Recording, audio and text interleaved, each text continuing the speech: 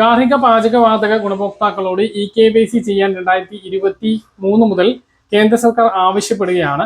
ഇതുവരെ അതൊരു നിർബന്ധിതാവസ്ഥ ഉണ്ടായിരുന്നില്ല. പക്ഷേ കഴിഞ്ഞ മാസം മുതൽ ചില അവസാന തീയതികൾ ഇങ്ങനെ പ്രഖ്യാപിച്ചുകൊണ്ടിരിക്കുകയാണ്. ഇപ്പോൾ പറഞ്ഞിട്ടുള്ള അവസാന തീയതി ഓഗസ്റ്റ് 16 അതിപ്പോൾ കേന്ദ്ര പെട്രോളിയം മന്ത്രാലയവും എണ്ണ കമ്പനികളും വ്യക്തമാക്കിയിട്ടുള്ളത് രാജ്യത്ത് 30% അനധികൃത ഗാർഹിക കണക്ഷൻ ഉണ്ട് എന്നാണ്.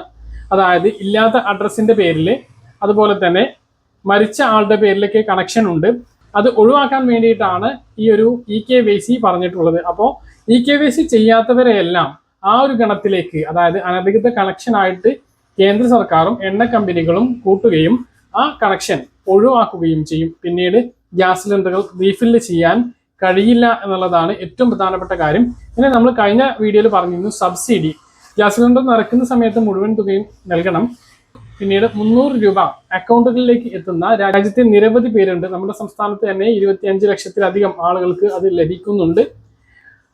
പ്രധാനമന്ത്രി ഉജ്ജൽ യോജന പദ്ധതി പ്രകാരം കണക്ഷൻ എടുത്തിട്ടുള്ള BPL വിഭാഗത്തിൽപ്പെട്ട സ്ത്രീകൾക്കാണ് ആ ഒരു സഹായം ലഭിക്കുന്നത്. ഇതിന് പല സമയത്തും അപേക്ഷ വിളിക്കാറുണ്ട്. അപേക്ഷ വിളിക്കുമ്പോഴെല്ലാം നമ്മൾ വീഡിയോയിലൂടെയും പോസ്റ്ററിലൂടെയൊക്കെ അറിയിക്കാറുണ്ട്.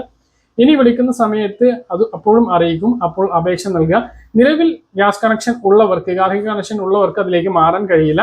നിലവിൽ ഗ്യാസ് കണക്ഷൻ ഇല്ലാത്ത BPL റേഷൻ കാർഡിൽ ഉൾപ്പെടുന്ന ആളുകൾക്ക് മാത്രമാണ് ഈ ഒരു പുതിയ ഉജ്ജൽ യോജന കണക്ഷൻ ലഭിക്കുക.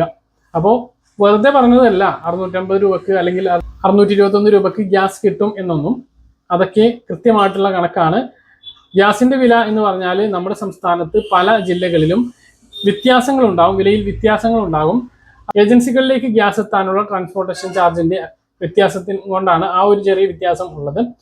നിങ്ങൾക്ക് എത്രയാണോ ഗ്യാസിന് വില വരുന്നത് അതിൽ 300 രൂപയാണ് റിട്ടേൺ കയറുക എന്നുള്ളത് എല്ലാവരും മനസ്സിലാക്കുക. അത് സബ്സിഡി തന്നെയാണ്. സബ്സിഡി നമുക്ക് ഇല്ല എന്നുള്ളത് കൊണ്ട് തന്നെ അത് ആർക്കും കിട്ടുന്നില്ല എന്ന് ആരും ധരിക്കരുത്. ഭയങ്കര തെറിയാണ്.